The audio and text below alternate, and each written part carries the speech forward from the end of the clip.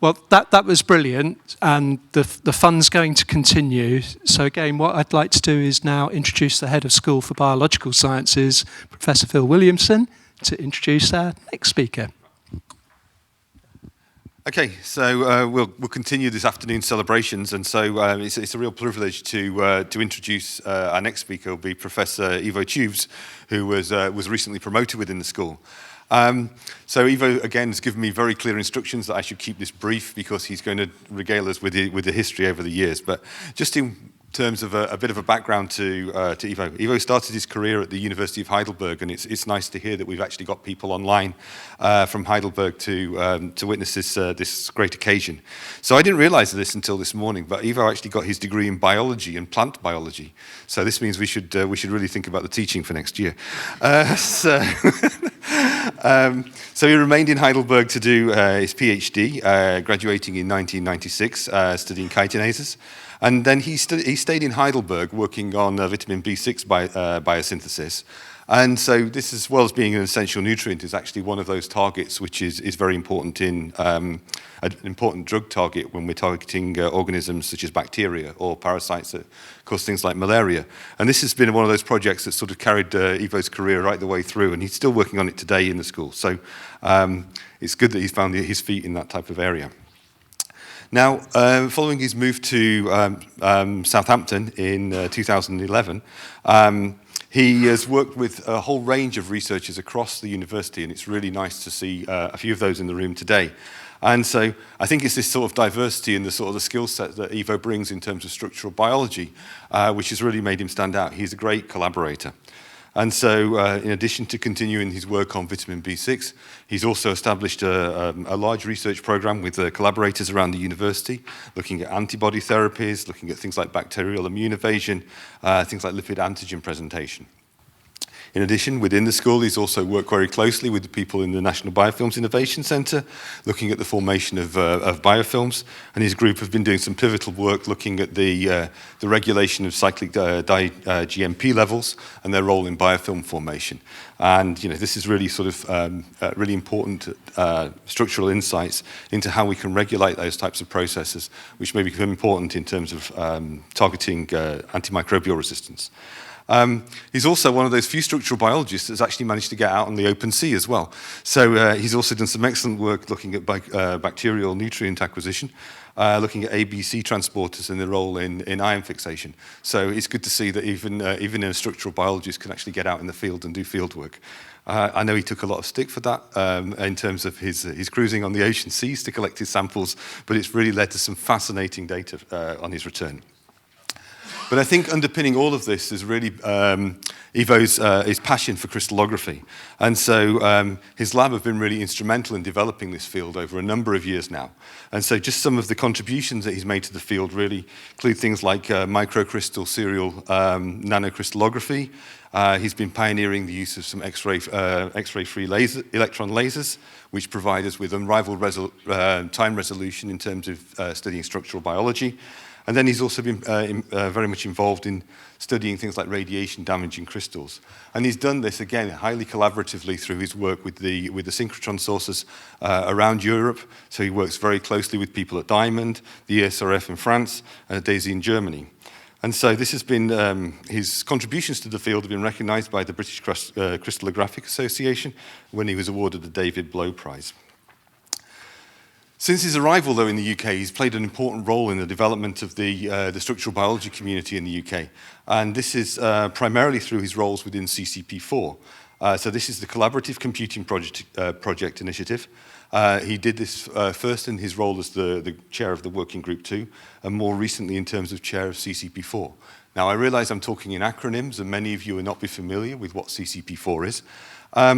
But these are, it's essentially a group of researchers who are really developing the software which is essential for analyzing the structures that we get from structural biology. But I think many of the people who are also working in the community realize that it's very much involved in shaping the direction that community is going to be taking over the next few years.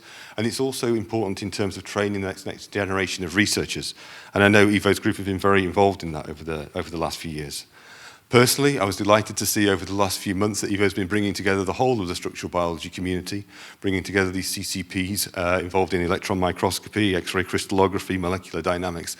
And it's great to see that under Ivo's leadership, he's bringing these different communities together and really making an impact in this field. So, Ivo's been working in the field of structural biology now for over 30 years, and it's quite an impressive journey.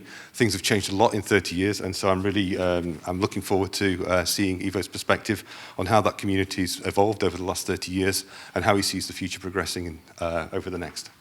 Okay, I'll hand over to you, Ivo. Thank you. Thank you. That was quite a lot, right? But hold on. You actually, the first thing you did is tell me and ask me really sort of about the teaching and stuff, and I should change the teaching. So I hope you have, after the lecture, I hope you've all done your coursework. Have you done your work on gift number 3? And we are going to go to gift number 19 today in the coursework of this lecture. Thank you very much. You have all the tools on your desk, right? All right, we're going to start with, a ship, a crystal, and something of structural biology. I don't know where we're taking this today. Time and space. And I thought I'd basically give you a little bit of a brief on my life, so as boring as it may be, and the stations that I've been through, and where I took sort of inspiration or other things. So it starts off with my favorite pub, as any good talk would do. And this guy called Froebel. And, Froebel is actually, so that's why I have this book on me here. Froebel is a guy being influenced by crystallography and has influenced people on crystallography, but he is not a crystallographer. So where does he come from?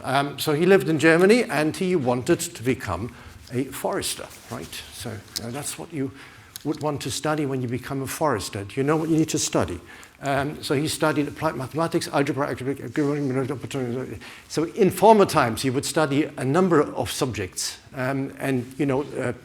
education is quite much broader than you think it would be these days. And that's really bringing me to one point and insight that, going across the sciences is something that I always wanted to do. And bringing different sciences together, I always found that fascinating. And so he was obviously at his time looking at things, how things interconnect, also, creation, looking at these things, the principles of nature. And so that's called Friedrich Froebel, and he had these ideas about how to teach, and he drew from education, he drew from philosophy and the sciences. And I think that is really a good framework to operate in. His inspirations came from others.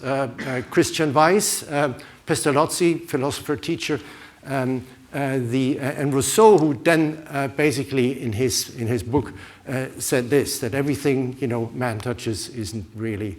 So it's look at the things as they really are. The real author is nature, and so that's the inspiration he took. And in particular, a person, Christian Weiss, that is a crystallographer at the time. I'm sorry, I'm old, but this guy, habilitation in 1803, so he's 23 years old, and 28 years he was a professor. A fantastic track record. We still use this. This is mineralogy. We still use what he developed. We look at crystals. We look at how we analyze them. And he had this goniometer, which we still use today to analyze crystals. And so when it comes to your coursework, we have all these blocks. You are going to build things. It's going to be really important. The underlying symmetry is important as well for crystals that we look at. And Christian Froebel, he would actually design gifts and toys for children. And he would then say, go ahead with these gifts, do whatever you can do, and learn from it, and learn about nature. So this is the Froebel kindergarten. guess who you are. Do we have any geographers in the room, potentially? So you're meant to build bridges with these, yeah? So look at the guy there in the front, so you're going to be the happy face. The other people, crystallographers, determine the space groups, please. Mathematicians, any? No, maybe not. So please go on and just build things, because I want to hear that on the sound when the lecture is recorded. That'd be really nice. Froebel did say at the time, he said, understand the God-given geometry underlying life. So geometry is obviously principles of geometry are important, and people have always looked at these things and looked and tried and understand this. Composition number 8, Kandinsky. Is a nice picture, right? This is how it looks like being done with Froebel toys from the kindergarten. So you can actually recreate your toys with the Froebel kindergarten gifts. Right, and there, of course, it was a legacy. People who went to the Froebel kindergarten, I don't claim to have been in a Froebel kindergarten. I was in a different kindergarten, not the Froebel one. But this is making crystals. It's a piecework, so you basically have these peas and you put in little sticks and you make your own crystals.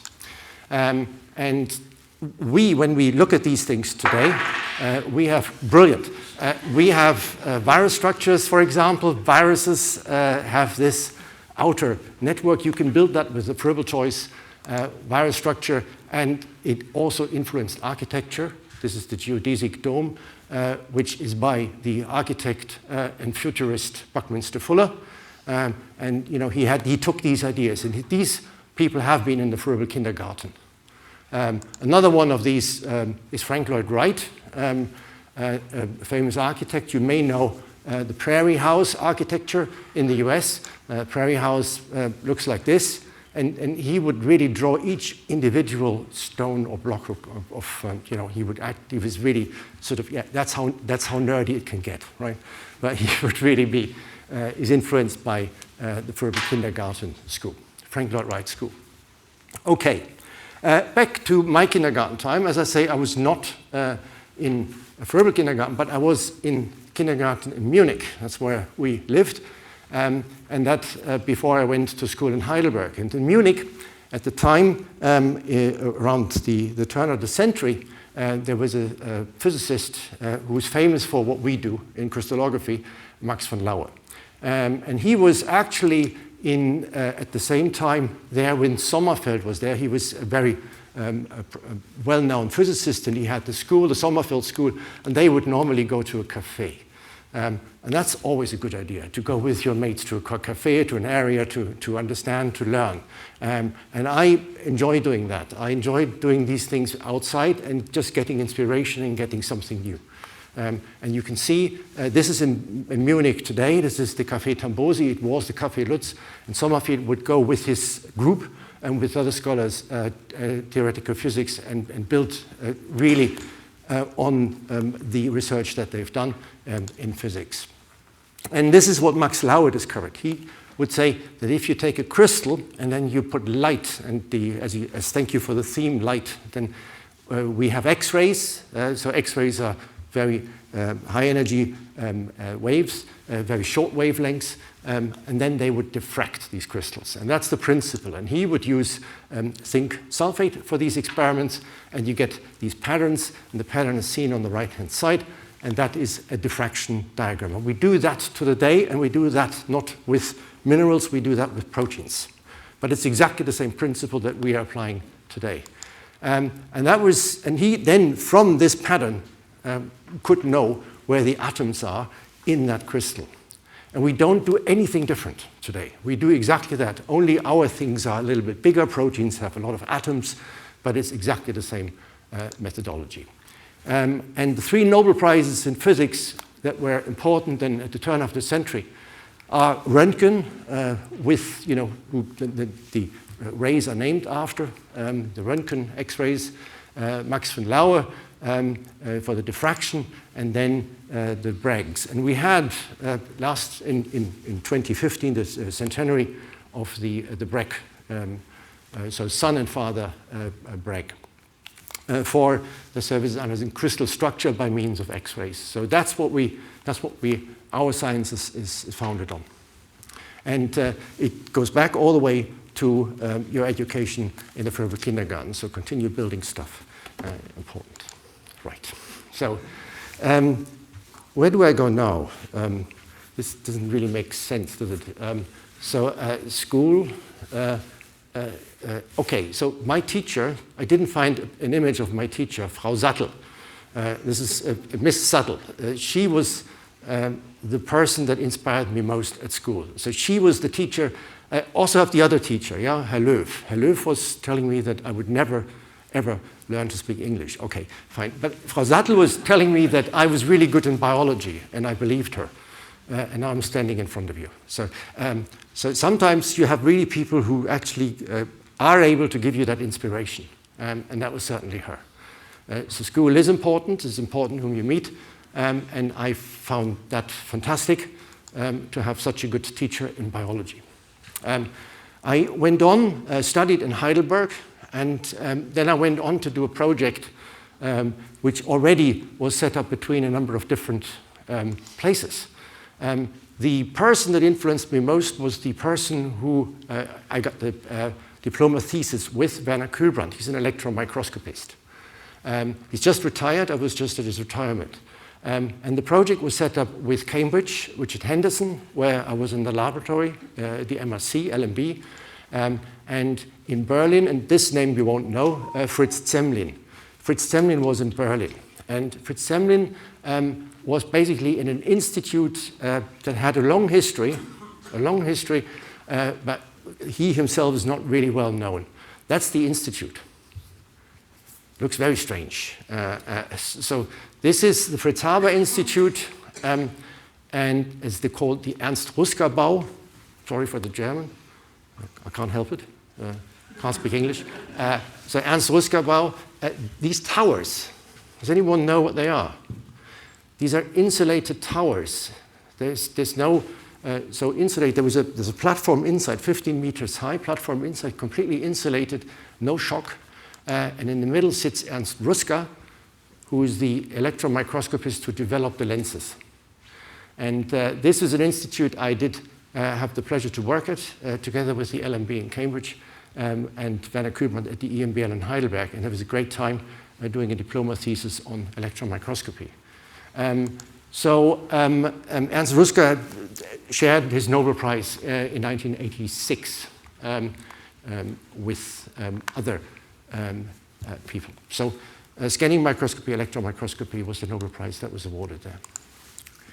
And then from there on, I went further to say maybe I should study not electron microscopy, but crystallography, X-ray crystallography.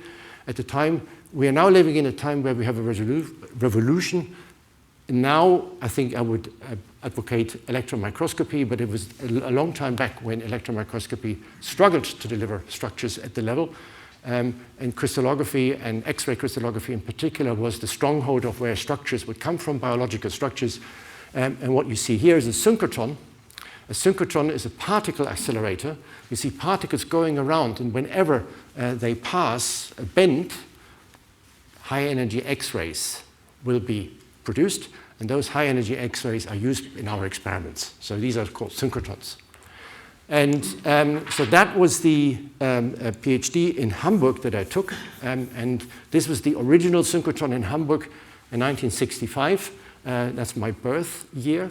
And you see on the left-hand side Ken Holmes. Ken Holmes was my teacher in Heidelberg. He studied muscle, and he built the first biological station for biological experiments in Hamburg, in what we call Bunker 2. Anyways, this is a strange building.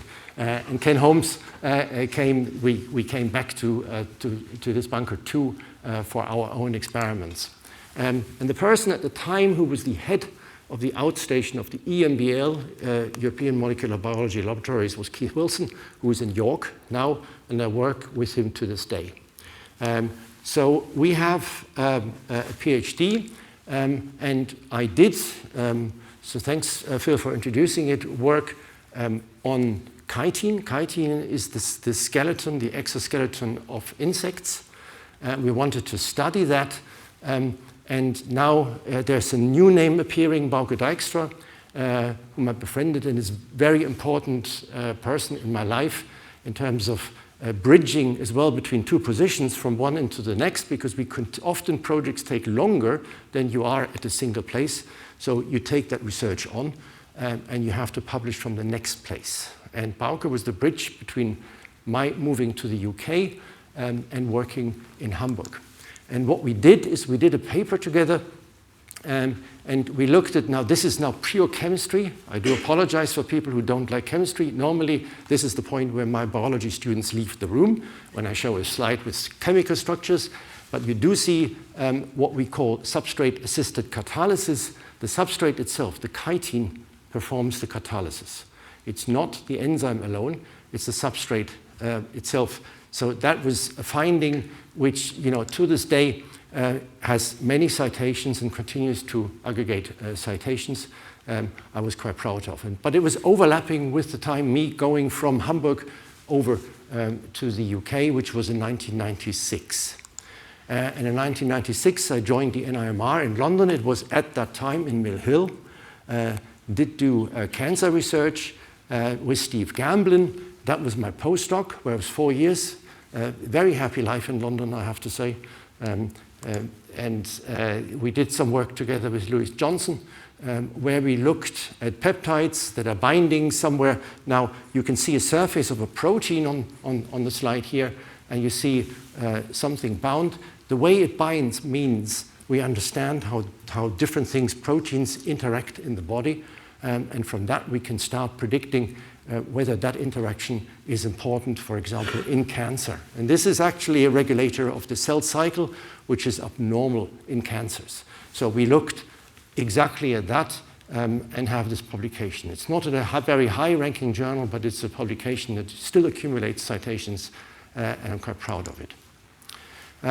So with this story, up until the PhD and the postdoc, I just want to make a point, or maybe 2 points, that people have always influenced me, and you said the same thing. Mentoring is a very important thing in science.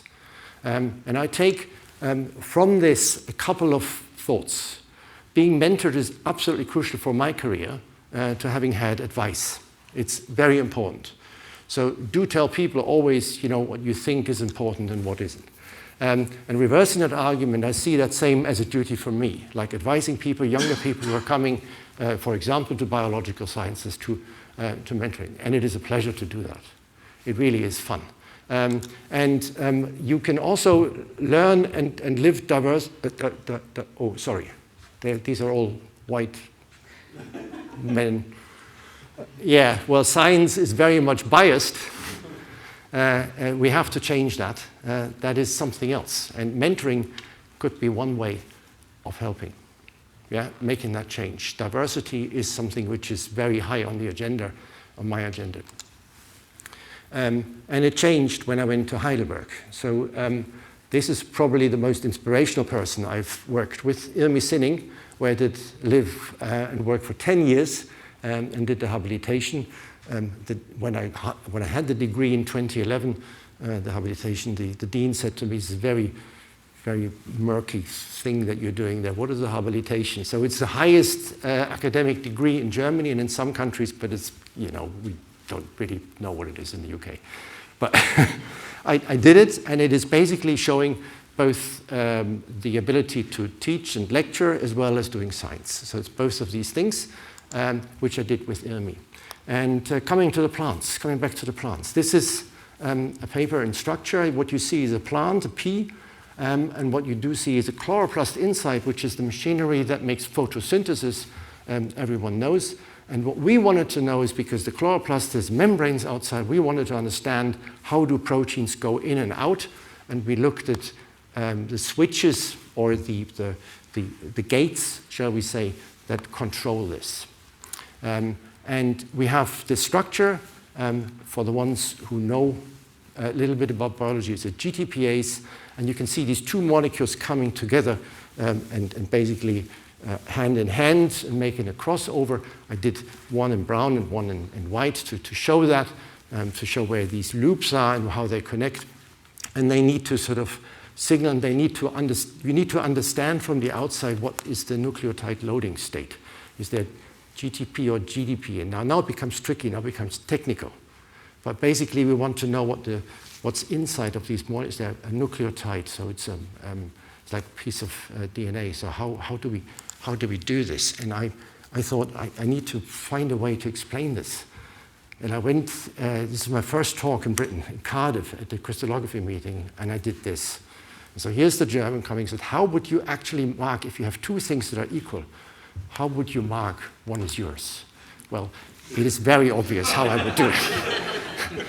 And so I had my first lab in the UK, and it still works, I think. Glad these cultural stereotypes work. Biochemistry Center in Heidelberg. And we found a publication, and because of the dimer happening, people have speculated maybe it's because the nucleotide, which you see here, these are our data. The red thing is what we see, and the black thing is our interpretation. This is where atoms are. The red thing is where we see. And they had a idea that the nucleotide would flip. And we said, hold on. We have 2,500 structures of GTPases in the database. And this group is going to tell us that in our structure, the nucleotide is flipped. Flipping, it can't be, right? So there's something wrong. And we looked at their data and found it was wrong. And then we wrote to JVC. It's a very prestigious journal. And the JVC editor came back and said, no, we don't really publish anything that is simply a correction of the work of others. But it was wrong. It was clearly wrong. And then we made a paper, and we said, I'm glad they did that, because we then were spurred into action, and we really sort of went on to study this, and we delivered quite a nice paper that really showed how it actually, we think, does work, and what the significance is of that dimerization. And it had nothing to do with a misinterpretation of structure. Now that brings me to one problem that we as structural biologists have. We get data. And you see we call it chicken wire, the red chicken wire. And we have to deliver an interpretation. And life is not ideal. Sometimes we have crystallography results that are not really well and easy to interpret. But what we deliver is an interpretation of that. So we work with models. We are used to work with models. Some people believe these models to the point where they say the atom is there. No, it isn't. It's a model of where the atom might be. And interpretation and the knowledge of making that is important. So scholarship is important to deliver really crystallography and to make an interpretation of crystallography. Another thing I did is tuberculosis. And tuberculosis is the mycobacteria that are in our cells survive for a very long time, and they survive being chewed up. And normally what happens inside a cell, like in the stomach, is that the cell acidifies. And your stomach is acidic, and the cells do the same thing. They engulf the bacteria, and they make it acidic. Now, the mycobacterium can sense that and can escape. So the inside the cell, where they normally digest it, doesn't get acidified.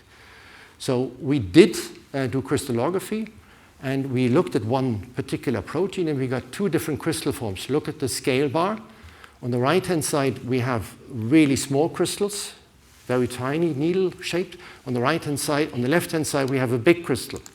And that was akin to two different types of structures that are shown here with these kind of Mickey Mouse diagrams. And you can see they look a little bit different. And what we do believe is that the protonation, so making it acidic, changes their structure. And that's what we've published. And you can see an animation of what we think happens here. But that's just an animation, because that's not what we observe with structural biology. So we have a flaw in our method. The flaw is that we can only do a crystal to a structure. And that means we do not see anything like a transition. We see this structure, one, and we see the other structure, this. And everything that's in between, and so that's hidden from us. And we would like to understand how that works. I mean, if that happened in a crystal, the crystal would destroy itself. It wouldn't work. So really, when I came to Southampton, what I wanted to do is look more and develop more in terms of how we understand molecules in a dynamic way, how they move, how they shift, how they really respond. So I went to Southampton in 2010. So this is the fantastic building. I thought, Southampton, great. They have a new institute. They built something fantastic. This must be a well-supported university. Let me move there. So that was my idea. I was a bit early. And actually they told me very clearly what I should do. So I did nonetheless go to the IFLS. This is the Institute for Life Sciences. And on day one, I did actually put the posters of my structure there. You can still see them. They are outside. So moving in. So it was really brilliant to do that. The first thing I needed to do is basically, this is the UK, it's not well supported, no infrastructure, nothing. We need to build up a laboratory that allows us to do crystallography. So we did that. The idea is the following. If you take a gene, any gene, so we came from the time of genomics, the genomes are sequenced, and on the top left there is a gene, and then you basically say we want to crystallize and make proteins of all the genes that we have in our body. Then we can produce about 60% of the proteins. But if we then want to purify them, you go down another 2/3. So you get about 20% of the proteins that you can actually make and use. And then you go off and do crystallization of these 20% of the proteins, but only 7%, again, another third down, we crystallize. And we thought we want to cut our losses there, and we really want to go and improve on that factor and really make more proteins crystallize. It's not easy. Actually, we didn't change statistics massively, but at least we got a crystallization platform, so that's good.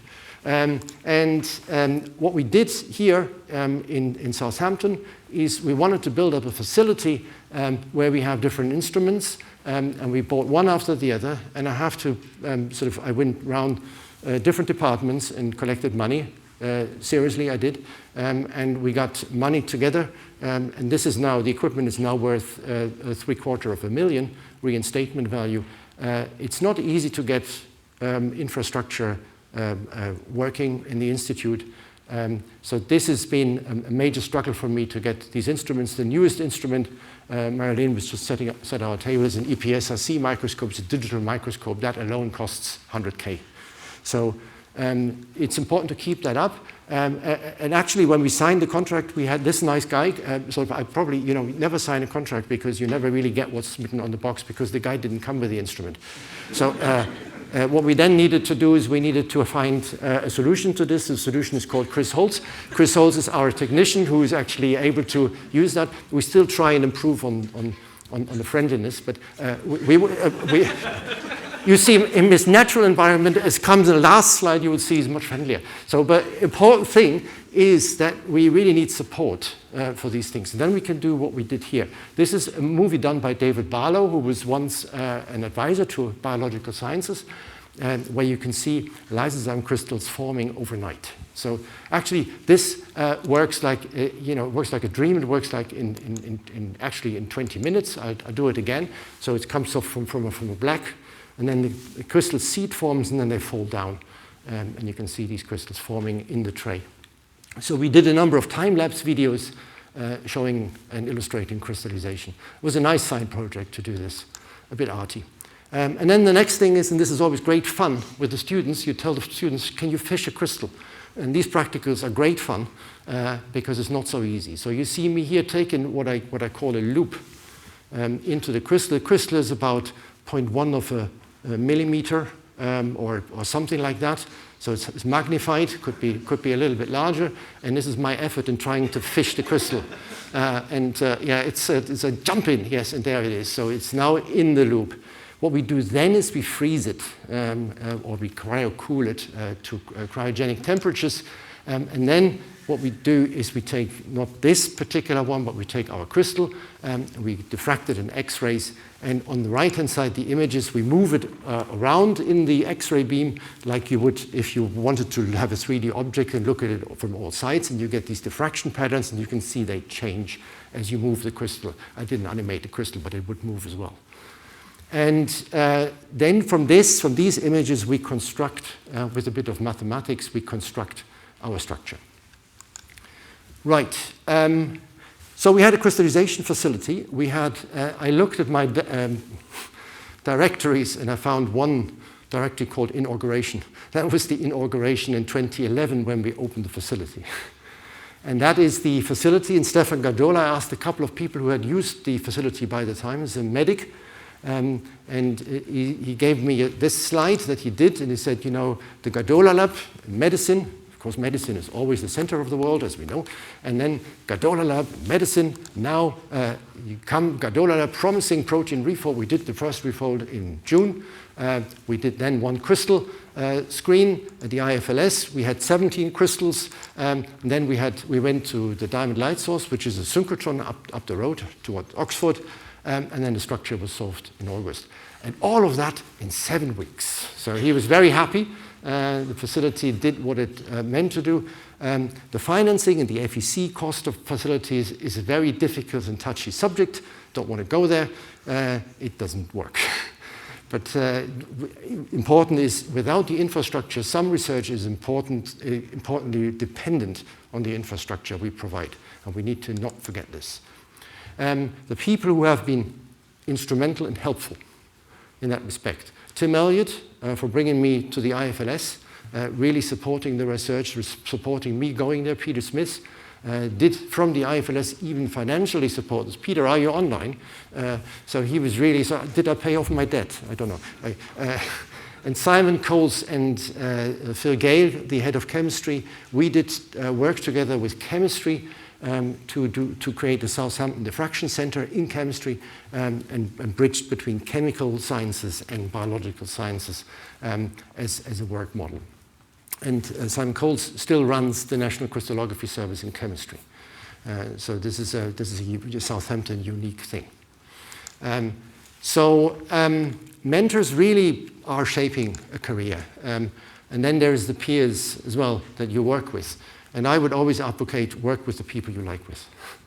So people you like is normally better work than people you admire, and you work with them because they might not be your type. So careful there. And if you do that, you learn, and you learn to live. Important to follow interests. I've always found it more interesting to follow my own interest than getting told what I needed to do. And it's a good thing to be told what you need to do. Because you can feel the friction. You can see maybe this is the good thing to do. Maybe I should consider this, but you find your own way. And I just want to make the point, coming back to what Phil earlier said, teaching is, of course, an important thing at the university. We like to teach. If the university is boring in summer, if I don't have any students, I find it really boring. So here are a couple of slides that we use in teaching. This is Phil's modules called Molecular Basis of Disease. I teach virology, and we have done the coursework now in this book, Buckminster Fuller, and we do construct viruses in the very same way. So these things are coming back to us in understanding structure. And then I asked them, it's summertime now because I'm teaching this course right now. I'll teach it after Easter again, but it makes good Christmas cards. The other one, 3014, is a module of cell biology. I took over from Michael Meest at the time. Now, the chloroplast transport mechanism is known in structure, the one that I worked on earlier. We have this massive complex. Still, to this date, the stuff that we did, the GTPases, the mechanism of that, is not in this complex. So it's still unknown. 20 years after, it's still unknown. So it's still interesting for me to see that. And finally, molecular recognition is a module I started with. So it's the first module I've been given, 3013. And I had Lance Armstrong in it. The students do not know Lance Armstrong anymore. But I'm a passionate cyclist as well, and watching the Tour de France. And knowing that he lost 7 of his titles because he was doped, and used EPO. This lecture is on EPO, and I tell them afterwards who this guy is there, who actually says live strong. It's an interesting lecture. It's connecting, real things. At the time when I taught it, every year there was a new thing that came out in the news about Lance Armstrong. He had said another thing, and so the lecture would always grow along Lance Armstrong being able to commit to his sins. So it was really fantastic to do this, the EPO lecture. And what I teach in this one is exactly what I showed you with the cyclin CDK peptide, cancer peptide. So how a peptide is recognized, molecular interaction is recognized by proteins, and how you then mediate interactions in cells. So this is coming basically full circle by saying, the stuff that you are interested in, third-year teaching is very much around your own research. It's interesting to bring that to the student. And if you had something that you actually is in your vita, then it's even better to do that. So we founded a degree program called the Natural Sciences degree program. And so it was George Attard who was very influential there for me, chemist. We did it together with Anthony Jensen from oceanography. And the three of us basically devised the course. We did say what we want to do is at Southampton have a degree program where we have sciences, all the different sciences that you can think of, because they speak the same language, and get students to study all of them, not just one, but all. And the idea was that, over the sciences you would develop or you would have to learn skills. And skills where you pick them up, which science you pick them up, it's still you become a scientist. And then it's a bespoke degree program. And so we had this idea, this is not sort of just this small diagram saying that we had an idea that we have a couple of natural sciences modules that are specific to that, and then we had others. When after 9 years of doing this, we gave it up and wanted to hand over. That wasn't really, so that was a difficult time for me, giving up such a degree where your heart is in. But we found out from reading the adverts of the university that they had advertised our positions. I think the Kingsman comes to mind at this point. This probably brings me to another point of where the university could maybe think a little bit different.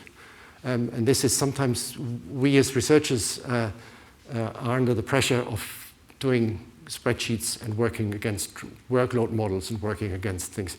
People aren't like that. And inspiration doesn't follow spreadsheets. So I received a mail and said, I'm Pomelo. And that was basically because that is my name in the spreadsheet of something. So I'm Pomelo. But this is a nice bridge to the next topic, namely the vitamin B6 biosynthesis. So I'm happy to be Pomelo for you today. Vitamins are good for you, right? Vitamins are important. And we, again, a project that started a long time ago in Heidelberg was a project, is an EU-funded project. What is an EU-funded project? Okay, we don't know anymore, but a EU-funded project, and we have a number of research groups across the UK, Switzerland, and Germany, and this is the structure. We did that structure in 2005 or 6, I think, and we worked on this since. And the people who might be logging in from the States are Teig Begley and Steve Ehrlich, who have influenced me very much on my path. And Teig Begley is a really fantastic organic chemist. Steve Ehrlich is not only a super structural biologist, but also a very tolerant person, and he has a big heart. It's fantastic. So I've been a couple of times in the US, being invited there. He's a very generous person. We've been sort of exchanging about synchrotron research. I've been visiting the APS, the American Photon Source, and those things these are memorable events in my life. And they were focusing on vitamin biosynthesis. And what you see on the right-hand side is what Teig Begley wrote. And he made a reaction mechanism of how vitamin B6 is synthesized. You could call it paper chemistry. Does it bear any relation to reality? We would like to understand how the protein does it. This was his proposal. And what we did then is we dotted this landscape of chemistry with actual structural determinations. So we did structures of the intermediates of this complex. And we took crystals. You have to take, of course, nice shaped big crystals, and you make vitamin B6, and it's colored. So you get the other type of crystal, which is absorbing light, and you can see a color change in the crystal. And so you see that here, and you are on track with following the reaction inside a crystal. So crystal is not a dead thing. It is a live protein. And the idea here is that we want to follow this and then discover this intermediate in a crystal. And I don't want to go into the detail of this, but the structure was a bit of a surprise. It was a very unusual way of using chemistry, and it did change the way we look at the paper chemistry I showed at the beginning. And Teig Begley would be the first person to say, absolutely, I'm very happy to revise my proposal.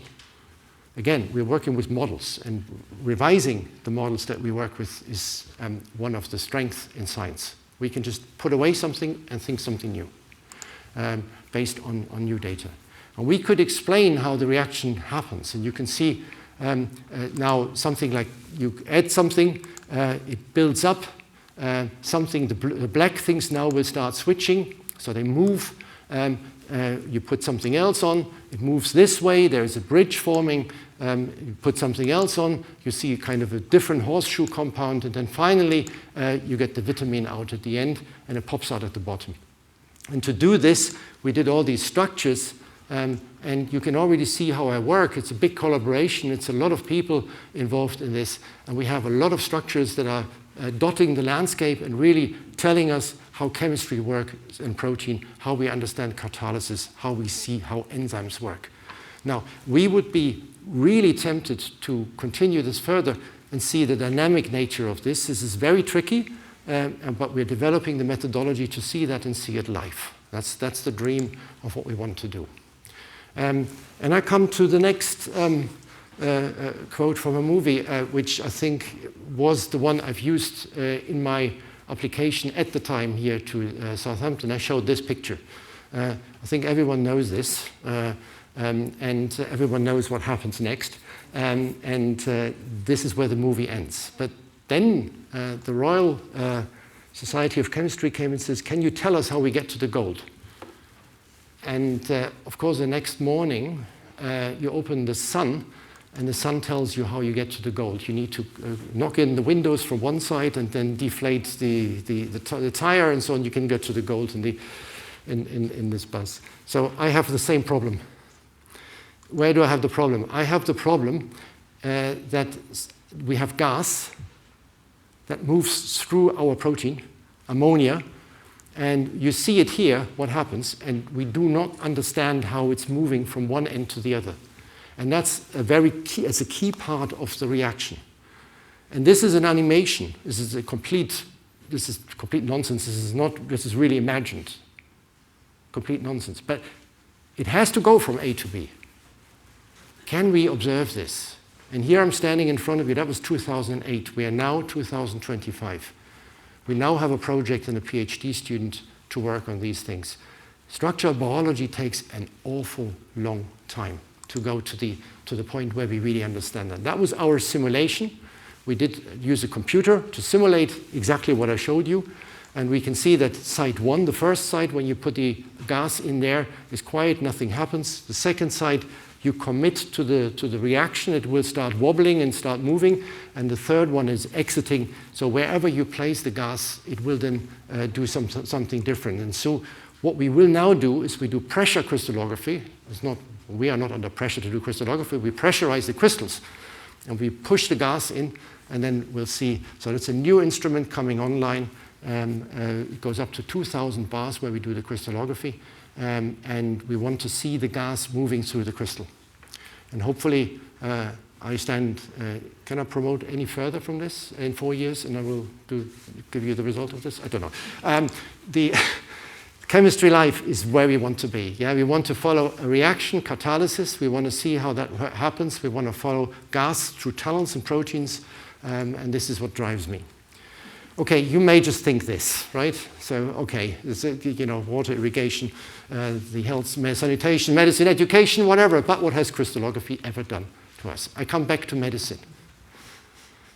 Because what I was really pleased, and people in the audience here, that we did work with medicine. We had a couple of medical projects, and Mark is in the audience here, but Martin Glennie was the person to come to me, and that was before Easter, with the protein, and said, can you please crystallize it? And we did crystallize it over Easter. So it's a good time to think about new projects in medicine now. So if you give me something, Mark, we'll have it crystallized after Easter. So and it was that was actually the CD32 that we worked on. We work on still today. We still have to write the paper 10 years after. And Martin Glennie came to me and said, we have this problem. We don't understand. So I'll show you the problem. An antibody. An antibody is seen on the left-hand side is this thing. Frau Sattel, my biology teacher, would say it's a double-headed dog. So it can bite here and can bite there, and then it has this tail. So this is the double-headed dog, and in the middle, an antibody has sort of enforcing structure. That's called disulfides. It's bridges, sulfur bridges in proteins. And you can see those bridges here. And he says when we change them, the antibody doesn't change because, you know, the double-headed dog is the same. It can recognize the same things, but it's different. Ivo, you're a structural biologist, explain that to me. And I said, oh, I don't really quite know. How would I explain that you change something there in what we call the hinge region? How would that be different? How would, in cancer research, how would that be a different drug that we could be using? We're using antibodies as drugs against cancer. So we did the structure determinations. We grew crystals of one. We grew crystals of the other. These are variations of the same. We get to the same structure. We know nothing.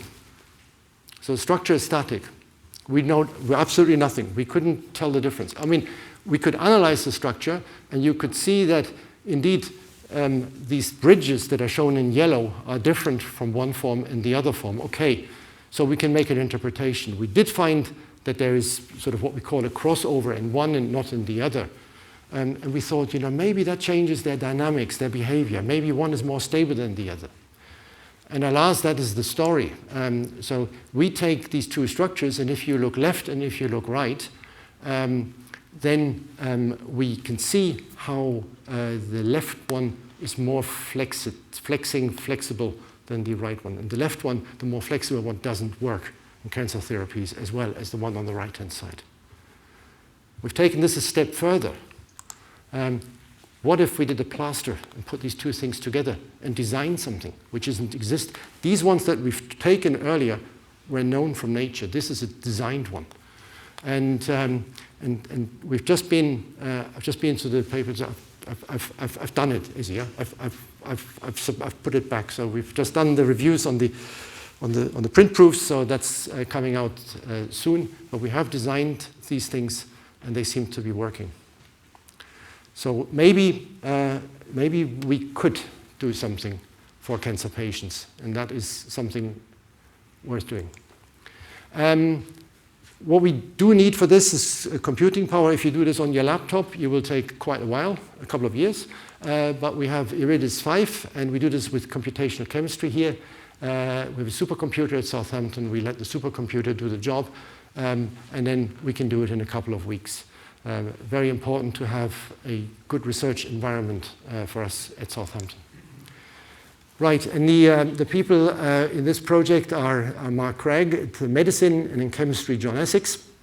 And the technique that we're using to prove it is shown, is kind of hidden on the left-hand side, a small angle X-ray scattering. It's not crystallography as such, but it is using X-rays, again X-ray light, and we can see them wiggle and not wiggle. And so we have actually proved this is really the case. Good.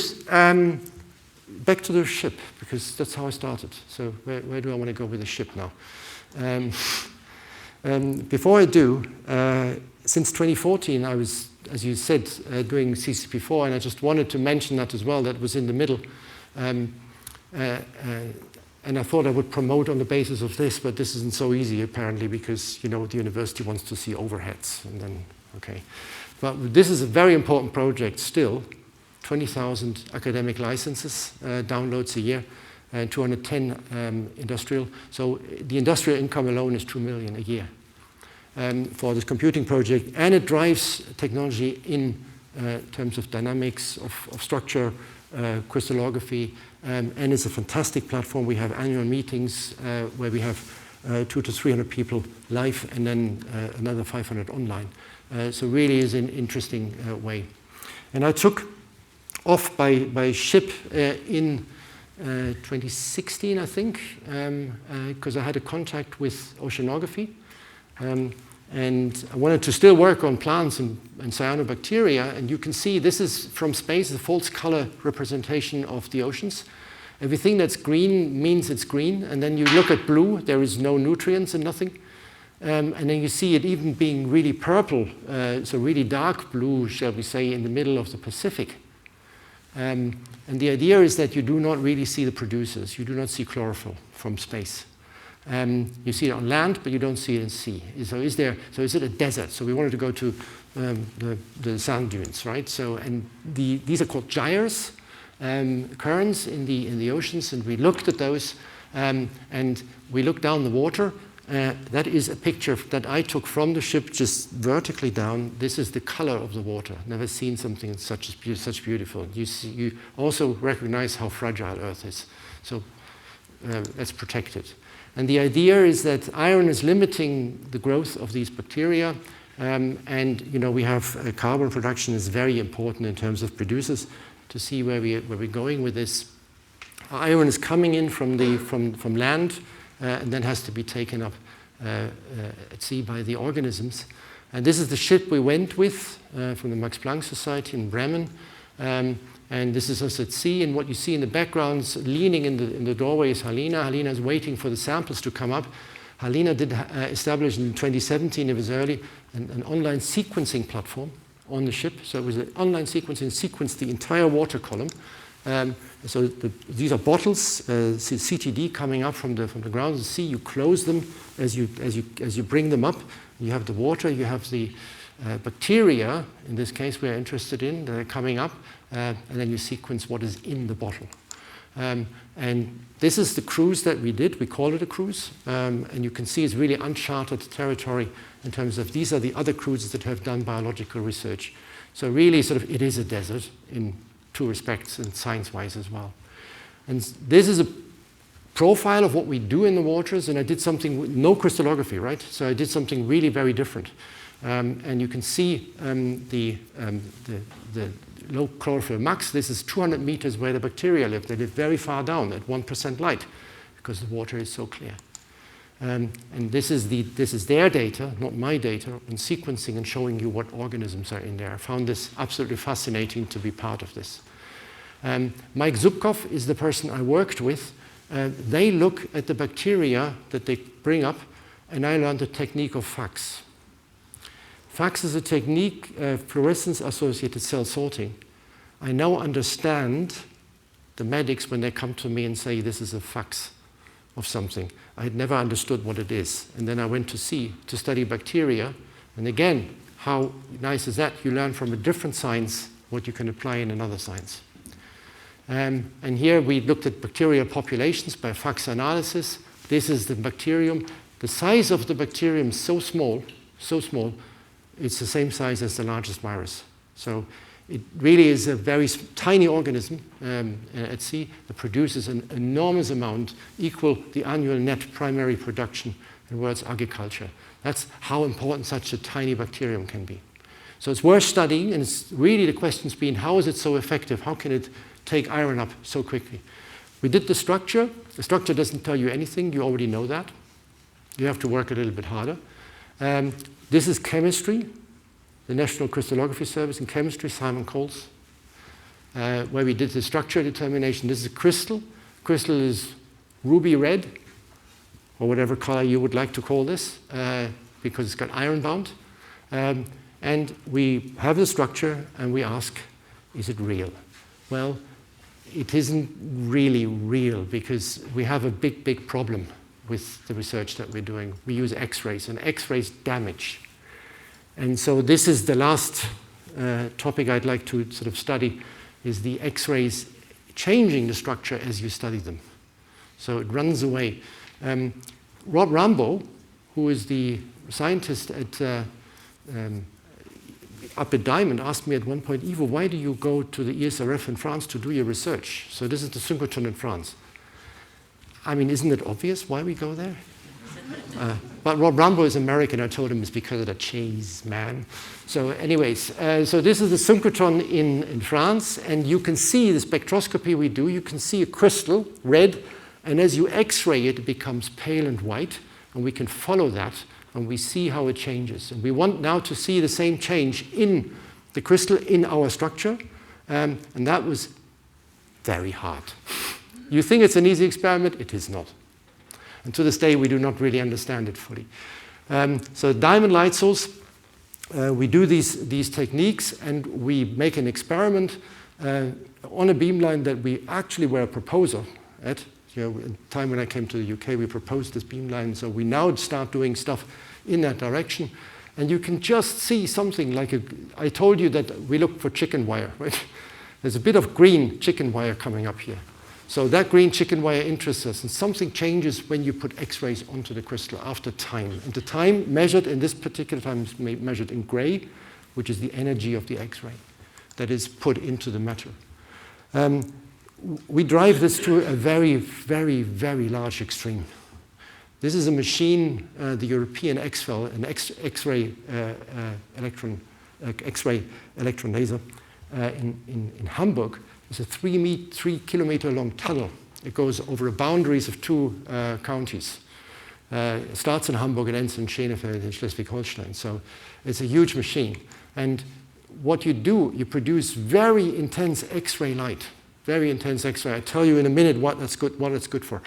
And if you do that and you shoot it onto matter, it's so intense the matter will explode. So how can you ever do something? And when I saw this the first time, this was a proposal in the 2000s, before these machines were built. They said, okay, we'll destroy everything. Good.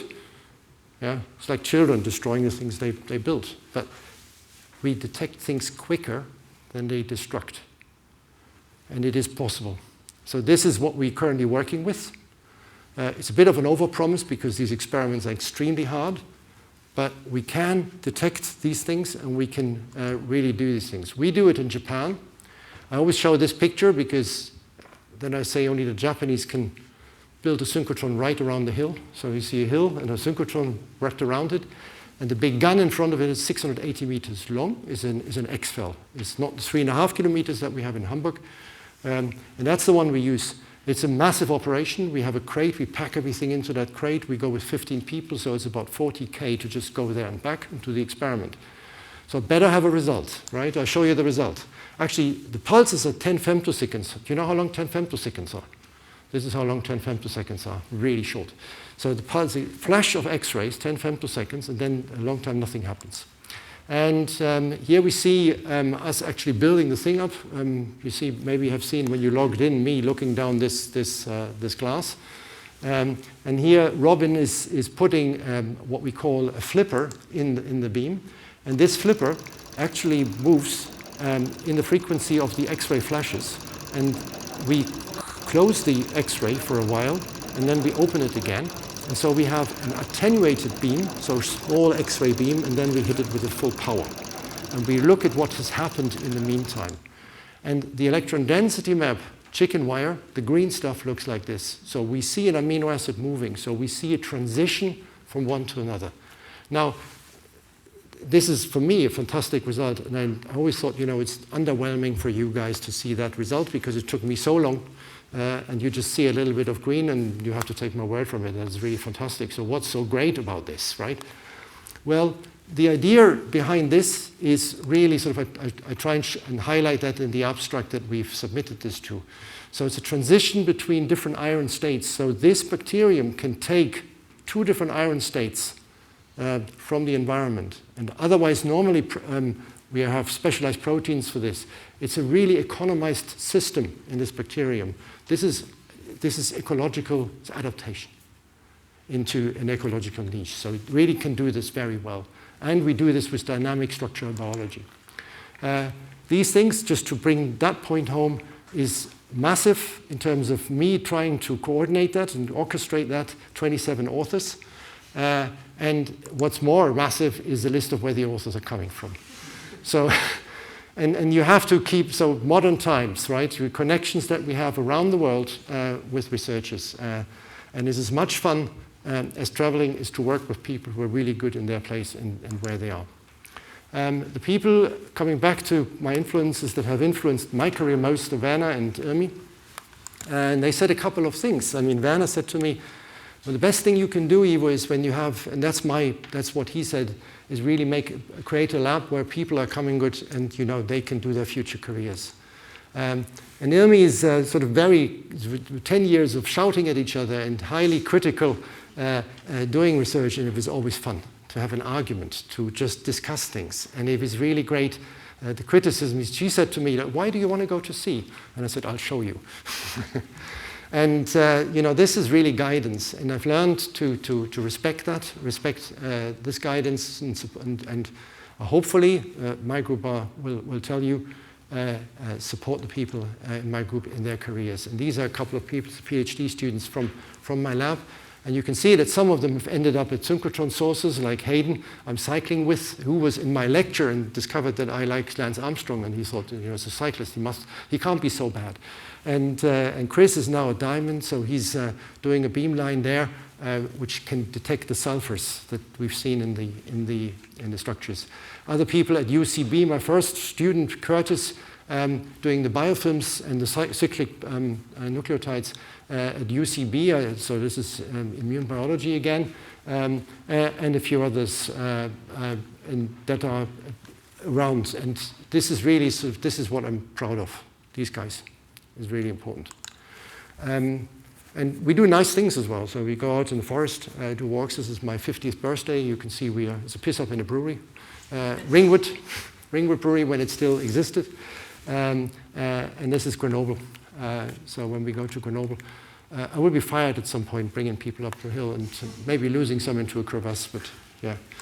And after we did the cruise across the Pacific, with Moritz, I had a very special time going to New Zealand and spending 3 weeks in New Zealand, and each of us pointing at a different mountain or a different river and saying, let's go there. Yes, and Martin, with whom I was at the Monkey Park in Japan last year. So he's now at the LMB in Cambridge, and I think he's the star of this lecture anyways. Thank you very much.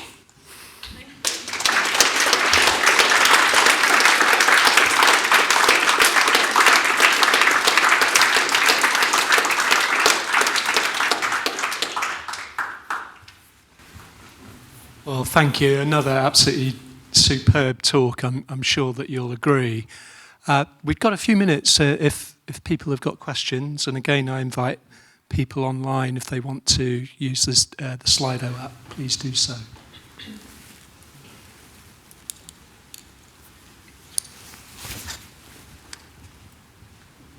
Good. I'll come to you in a moment. Thanks, Ivo.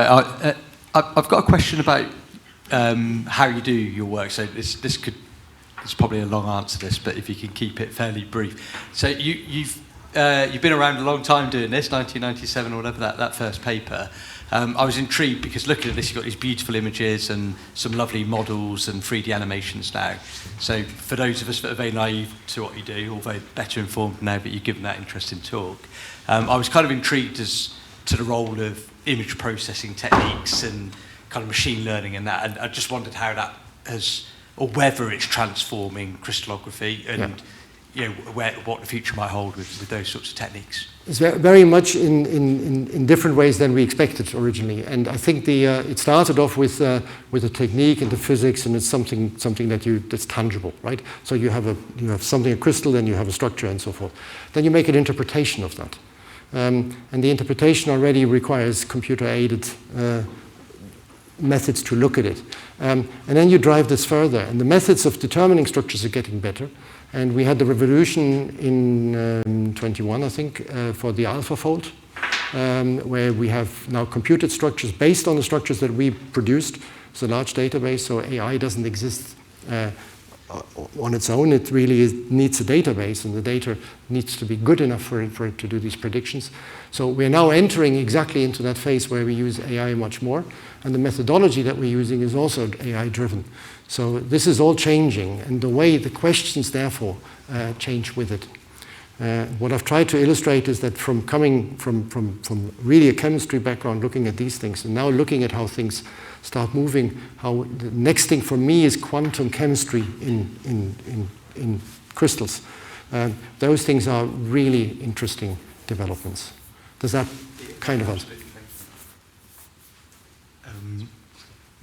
That was my question about AlphaFold, so I won't repeat that. But Ivo, it was, and the first speaker as well, Joe, fantastic, and that support for natural sciences and bringing all these different disciplines together is really what I think you've demonstrated and Joe demonstrated as well. So it's more for just a comment on that. But you can use your crystallography to save biodiversity, and I'll tell you how after. Okay? Well, the other thing is that, with this project, I was coming into this foot A thing with the marine bacteria from a complete naive viewpoint as someone who doesn't know and understand ecology. And I went on that boat, and it changed for me to see populations at sea and see how populations interact. So learning ecology in that way is a fantastic experience. And you not always get given these opportunities, but if you do, it can be really nice. I realize this was first advertised to me as the lecture as something, Ivo, you should do it because it's the only time the university gives you a drink. Is that true? Drinks are imminent. Just wanted to make sure that there aren't any other questions in the room or online.